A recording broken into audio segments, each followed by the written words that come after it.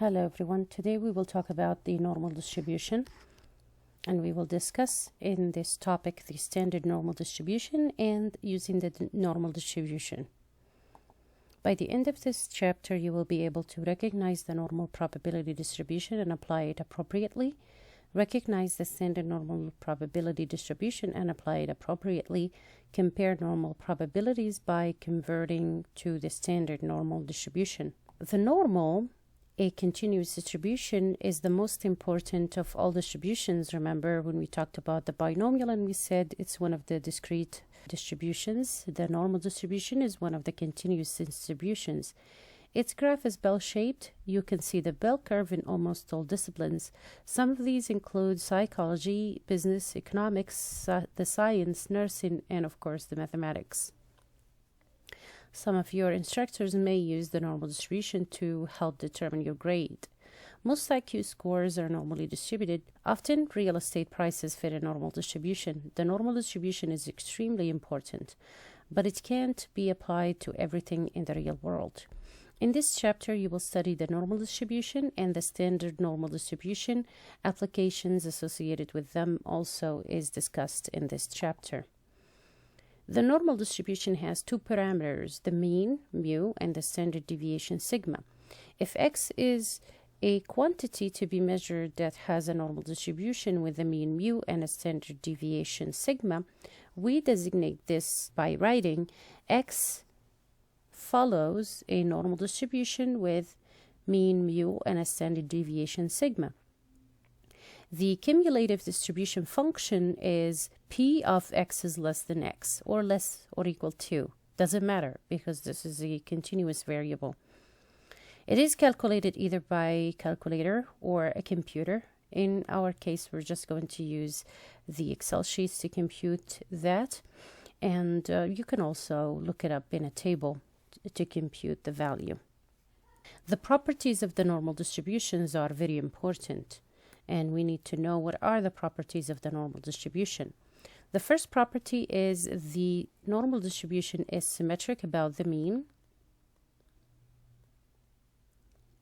That means the mean is going to be equal to the median, and the curve is going to have one peak, and that peak happens when x is equal to the mean. It has an inflection points at mu plus sigma and mu minus sigma, and the area under the curve is equal to 1.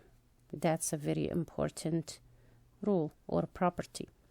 The area under the curve to the right of mu is equal to the area to the left of mu, and each of them is equal to 1/2 because we assumed that the graph is symmetric. Other properties include that as x increases without a bound, that means when x gets larger and larger, the graph approaches but never touches the horizontal axis. And similarly, when the x value decreases without a bound, meaning it gets smaller and smaller, the graph approaches the horizontal axis, but it will never touch it. That means it's never going to be equal to 0 at some point. The empirical rule applies here.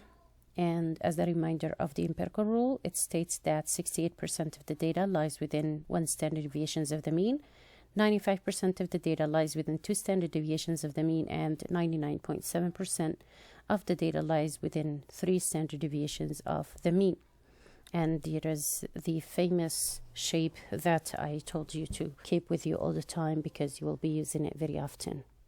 The curve is symmetric about a vertical line drawn through the mean. In theory, the mean is the same as the median because the graph is symmetric about the mean.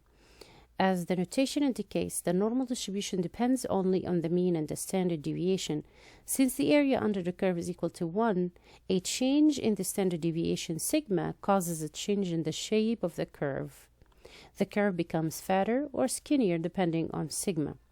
A change in the mean, though, causes the graph to shift to the right or to the left. This means there are infinite number of normal distributions or normal probability distributions. One of these specific normal distributions is what we call the standard normal distribution. The standard normal distribution is a normal distribution of standardized values called the z-scores. We talked briefly about the z-scores, actually in details previously about the z-scores, and we said the z-scores are basically, the z-scores are measured in units of the standard deviations. For example, if the mean of the normal distribution is 5 and the standard deviation is 2, and we want to find the value that is 3 standard deviations above the mean, then we're going to use this formula to compute that. We want to find the value x, and we have the mean, the standard deviation, and we know how far it is away from the mean, which is the z-score.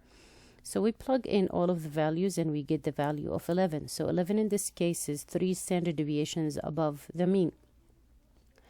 The mean of the standard normal distribution is 0 and the standard deviation is 1.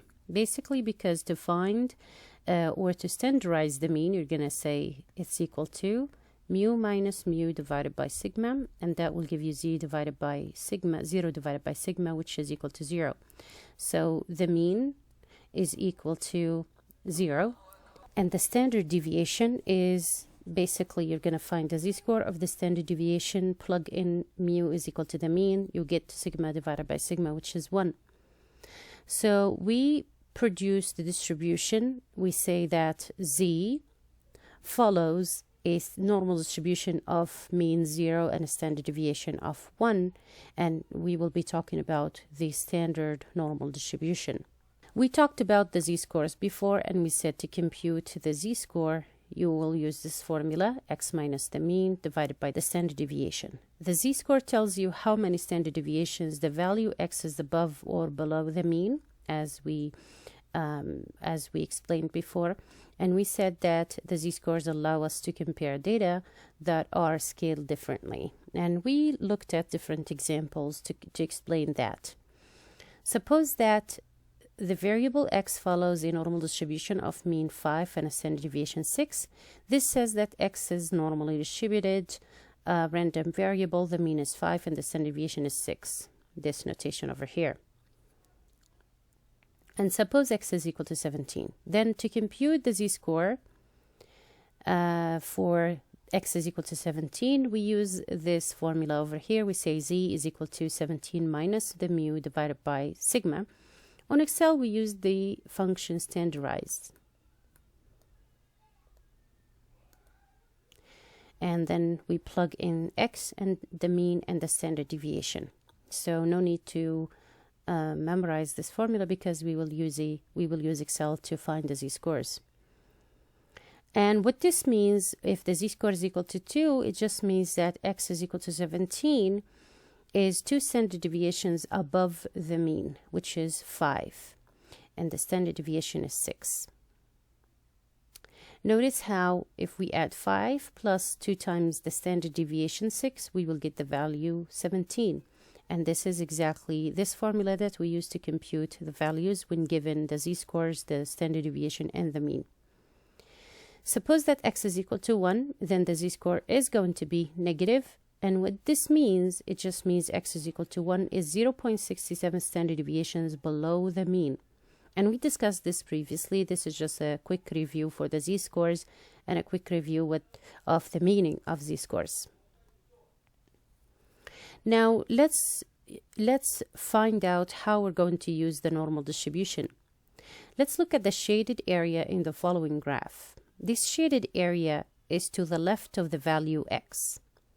And if you represent it with notation, this is going to be the probability of x is less than the value of x. We call this the cumulative distribution function, and it's always going to measure the area to the left of a certain value. The area under the curve is going to represent a probability, and it's going to represent the proportion, and it's going to represent a percentage, or it's going to represent a certain percentile. In Excel, we're going to use the function like so. We're going to use, this is similar to say a norm.distribution of x, comma the mean, comma the standard deviation, comma true. We want to accumulate it, in this case, add all of the previous ones together because we're trying to find the area under the curve. In fact, you won't be able to find the value at a certain number by making this false. You can't find the probability at a certain point because we're talking about a continuous variable, and the area under one point doesn't mean anything. Since we're discussing the area here, and we said the area means the probability, and the probability is equal to the area. This function gives you the probability of less than or equal to x. The equality here doesn't mean anything because the area under one point is not significant. To find the area to the right of a number, we know that the entire area under the curve is equal to 1. And since the cumulative distribution function computes only the area to the left of a value, then to find the area to the right of the value x, which is blue in this case, we're going to say 1 minus the area to the left of x, which is the white one. So this area is the white one, and this area is going to be the blue one. Remember that p of x is less than x, which is the cumulative distribution function, always computes the area to the left of the vertical line that's going through x.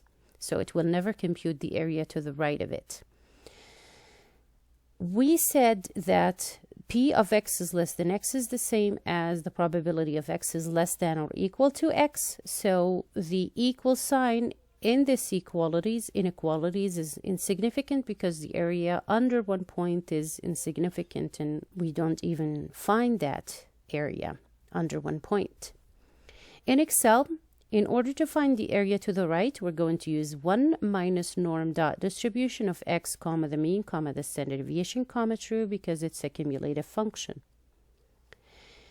Now, if we want to find the area between two numbers, which could be the probability between certain numbers, we're going to use the formula that follows. It's not an actual formula, but once you understand it, you will know what this means.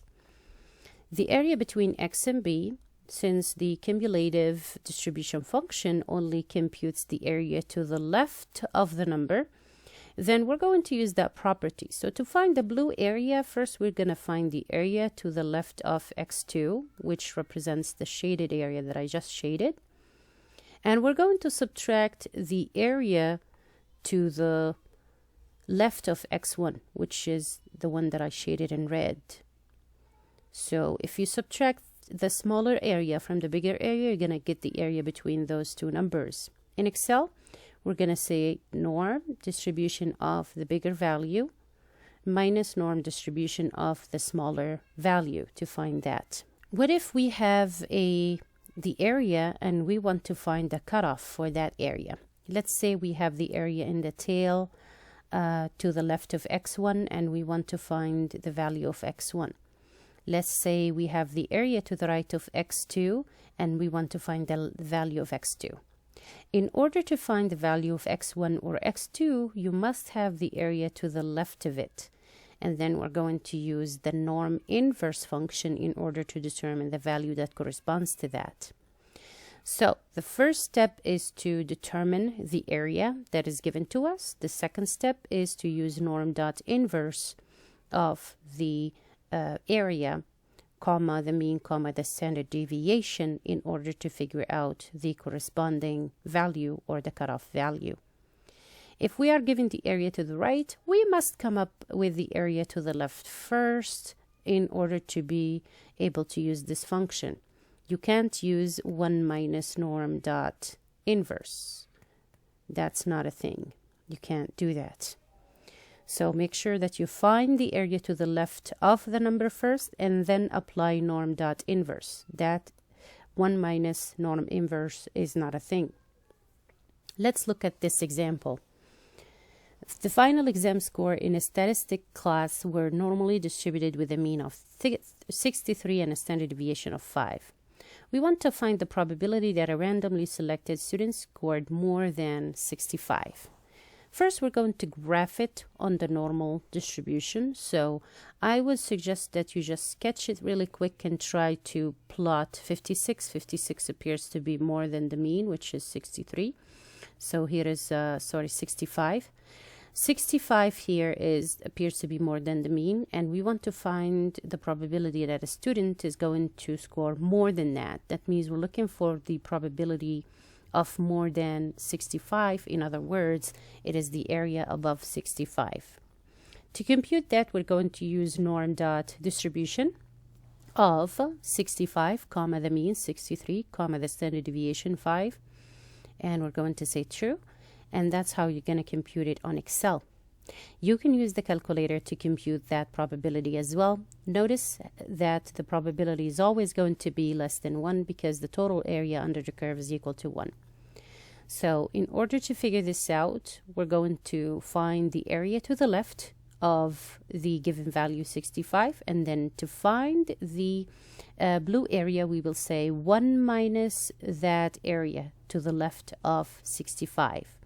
And that will compute the area to the right, and you're going to end up with a number that is smaller than 1, definitely because it's a probability, first of all, and second of all because the area under the curve is equal to 1. Let's say we want to find the probability that a randomly selected student scored less than 85. Less than 85, we're going to graph this, and 85 is approximately here. Since the mean is 63, 85 is approximately here. We want to find the probability that a student scored less than 85, so I'm going to shade that area. So it is exactly the area under the curve to the left of 85. So we're going to use the norm.distribution function right away to figure that out, and the answer is going to be 0.99, which can be rounded to approximately 1. So we are certain that most of the students are going to score below 85%. Let's say we want to find the 90th percentile. That is, find the score K that has 90% of the scores below K and 10% above K. So again, we can sketch the graph really quick for the 90th percentile. So the 90th percentile is going to be this area, and the area is going to be 0.90 or 90%. To figure out the cutoff for the 90th percentile, we're going to use the norm inverse function. Since we have the area to the left of x, we can apply norm inverse function right away, and we can find the answer, which is going to be 69.4. Here is an important note. If you are working on the standard normal distribution function, you should use NORM.S.DIST instead of norm.distribution that we used before, and you should use norm.S.inverse instead of norm.inverse. You still can use the previous ones. If you know that the mean is 0 and the standard deviation is 1, you can still use the previous ones, but those are straightforward and easier to work with. Let's look at this example. The golf scores for a school team were normally distributed with a mean of 68 and a standard deviation of 3. We want to find the probability that a golfer scores between 66 and 70. I'm going to give you a quick idea on how to answer that, and then I will do the examples in a separate video. So we have this normal distribution, and we know that the mean is 68, and we want to find the probability that a golfer scores between 66 and 70. So 66 is here and 70 is approximately here, meaning we want to find the area between those two numbers. So in order to find that, we're going to find the area below 70, which is the entire area to the left of 70, the green one. And then we're going to subtract the area in the tail below 66, which is the area in black. Meaning, we're going to say norm.distribution of 70 minus norm.distribution of 66. The next question, 2,000 students took an exam. The scores on the exam have an approximate normal distribution with a mean 81 and a standard deviation of 15. Calculate the first and third quartile scores for this exam. So, the first and third quartiles to scores. So, here is the first quartile score. First quartile means the area is going to be 25%. The third quartile means the area to the left is going to be 75%. To compute x1, we're going to use norm.inverse of the area to the left, comma the mean, comma the standard deviation. And then to find x2, we're going to use 75% instead. So we can find it straightforward using the norm.inverse function. If we want to determine the middle 50% of the exam scores are between what two values, then this is the sketch. We're going to have x1 and x2. So if this is 50%, if the area in the middle is 50%, this means that we have 25% in this tail and in this tail, since we're talking about the middle area in this case, and we know that the area under the curve is equal to 1. So the area to the left of x1 is going to be 25%, and then the area to the right of x2 is going to be 25%, but that is not significant or important. So to find x1, we're going to say norm.inverse of the 25%. And to find x2, we're going to say norm.inverse of 75%, because 50% plus 25% is 75%. So you're going to get the same answer as part A. And it's going to be x1 from the previous question will be similar to x1 to this question. I will go over these examples in details in a separate video. I hope this video helped you understand a general idea of how to use the normal distribution and the standard normal distribution, and I will see you in a different video.